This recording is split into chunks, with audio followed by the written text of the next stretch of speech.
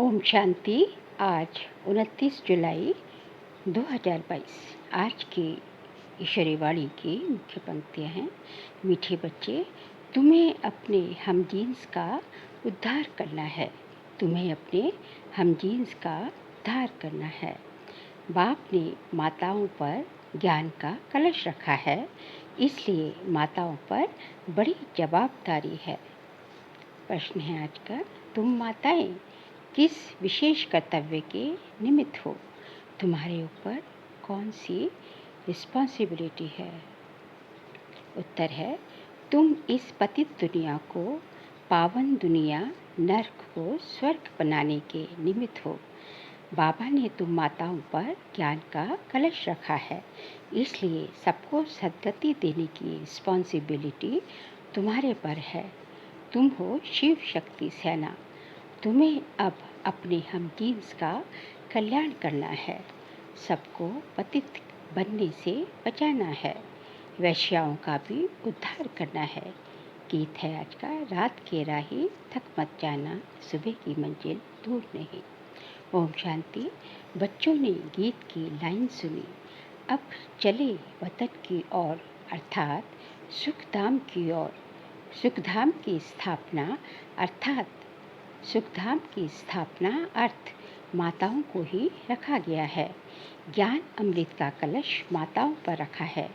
जैसे ओपनिंग की सेरेमनी व स्थापना की सेरेमनी की जाती है ना, तो परमपिता परमात्मा वैकुंठ की ओपनिंग कराते हैं माताओं द्वारा।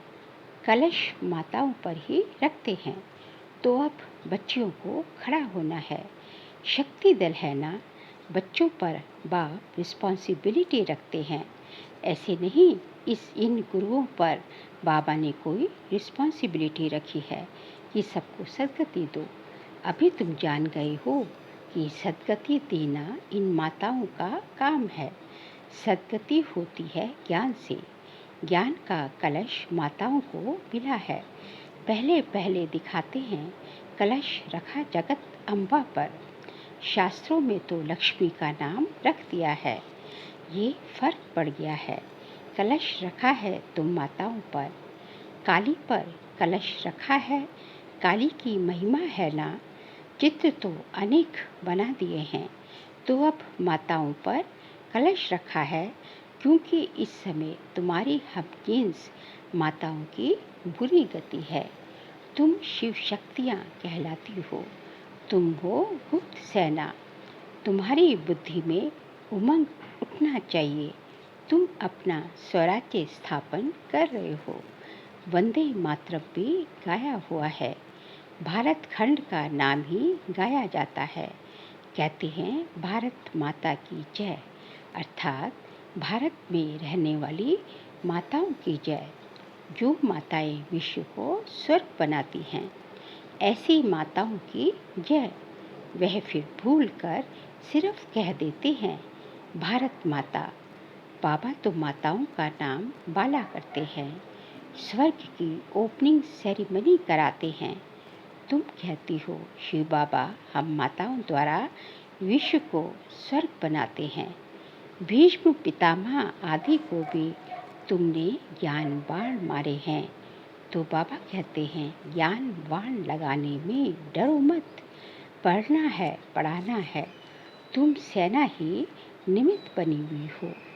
मास्टर नॉलेजफुल होना।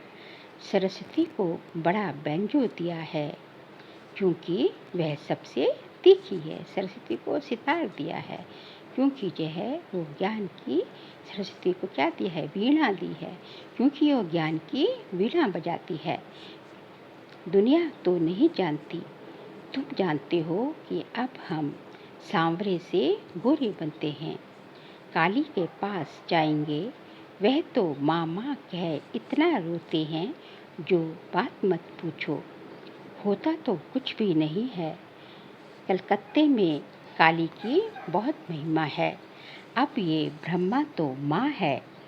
अब यह ब्रह्मा तो माँ है नहीं, इसलिए कलश फिर माताओं को मिलता है। तुम हो माँ की सेना, हम जीन्स।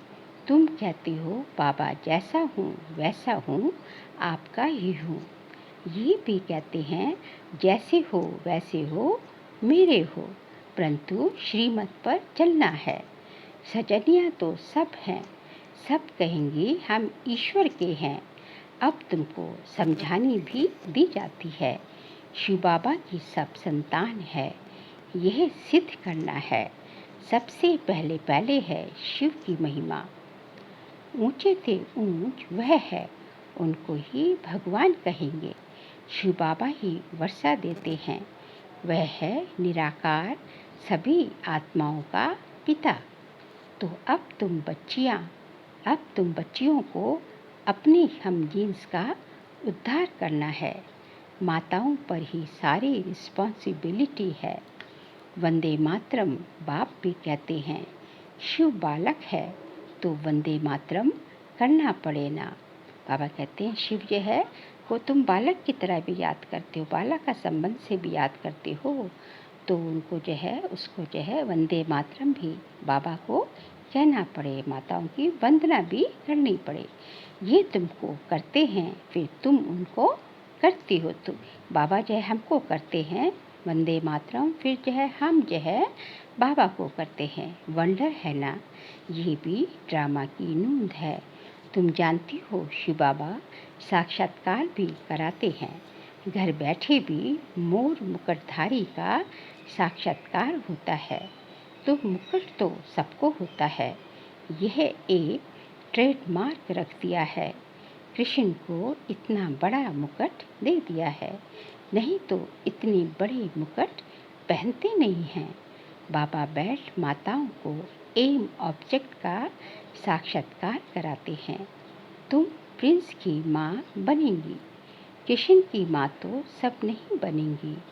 प्रिंस प्रिंसेस तो बहुत है ना, प्रिंस की माँ अर्थात महारानी महाराजा बनेंगे।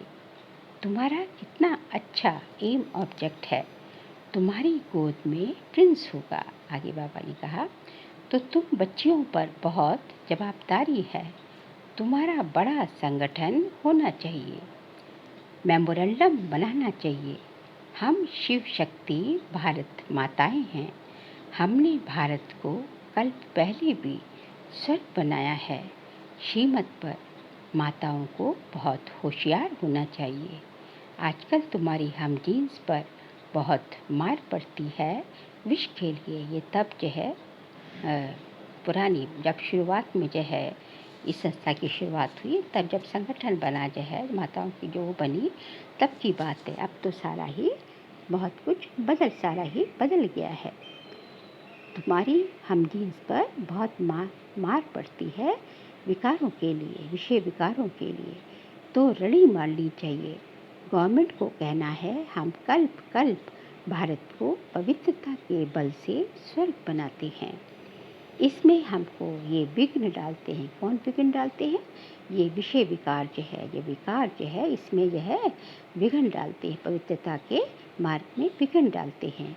हम पवित्र रहना चाहती हैं, साथ में ये पुरुष भी कहेंगे बरोबर पवित्रता अच्छी है। लोग दवाइयों आदि से बच्चा पैदा होना बंद करते हैं, परंतु इनसे तो कुछ भी नहीं होगा।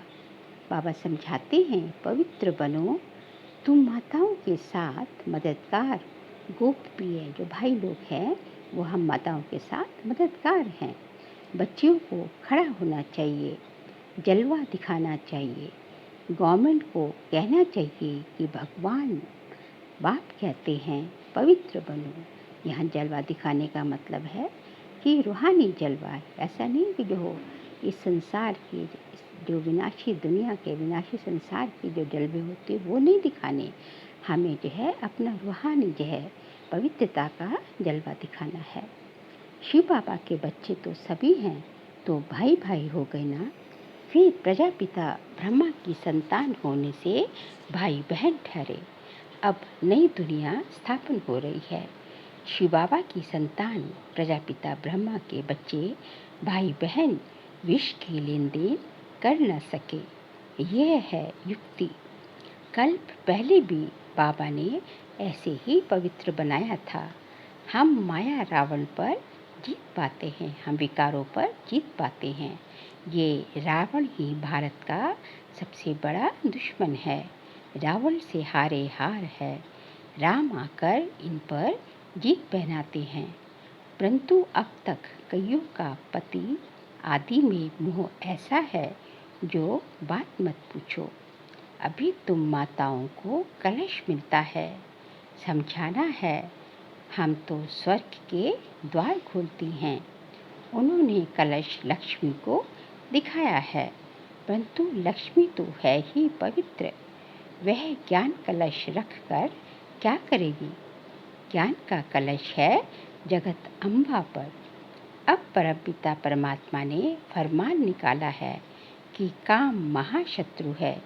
जो इन पर जीत पाए वही श्रेष्ठाचारी बन स्वर्ग के मालिक बनेंगे। आदि बाबा ने कहा, तुम बच्चों का आपस में बहुत लव होना चाहिए। ब्रह्मा कुमार कुमारियों की जैसे सेना इकट्ठी हो। कोई को तो पता भी नहीं है कौन कौन कहाँ है। सभी सेंटर्स के बच्चों को तो बुला भी नहीं सकते। माताओं को बंधन बहुत है, बच्चों को भी संभालना है, नहीं तो पुरुष रिपोर्ट कर देते हैं। यूँ तो पुरुष चले जाते हैं तो घर बार कौन संभालता है? तुमको दिखाना है। वह तो हठ योग सिखलाते हैं, हम राजयोग सिखलाते हैं। इसलिए हमको सेल्वेशन मिलनी चाहिए। बाबा ने समझाया था कि तुम वैश्याओं को भी समझाओ कि ये गंदा धंधा अब बंद करो। तुम स्वर्ग का द्वार बनो। तुम ये काम करके दिखाओ तो तुम्हारा नाम बहुत वाला हो। उन्हों का भी कल्याण करना है। किन्हों का? वैश्याओं का, अबलाओं, वैश्याओं का, कणिकाओं का, सबका कल्याण करना है। ये संगम युग है ही कल्याणकारी। पवित्रता पर खूब रड़ी मारनी है। इन वैश्याओं पर रहम करना है। गवर्नमेंट भी अब उन्हों को कुछ ना कुछ काम में लगाती रहती है। तुम ऐसा समझाओ जो अखबार में भी पढ़े कि ब्रह्मा कुमार कुमारियाँ तो वैश्याओं को भी नॉलेज दे, इस गंदे धंधे से छुड़ाती हैं, क्योंकि काम महाशत्रु है। इनसे तुम पतित गंदे बनते हो। ये दुनिया ही भ्रष्टाचारी है ना। बाबा आकर माताओं को उठाते हैं। गोपों का काम है मददगार बनना, भाइयों का काम है मददगार बनना। जो मेहनत करेगा वह ऊंच पद पाएगा। अपने हम जीन्स पर रहम करना चाहिए। इनका नाम ही है वैशाल्य।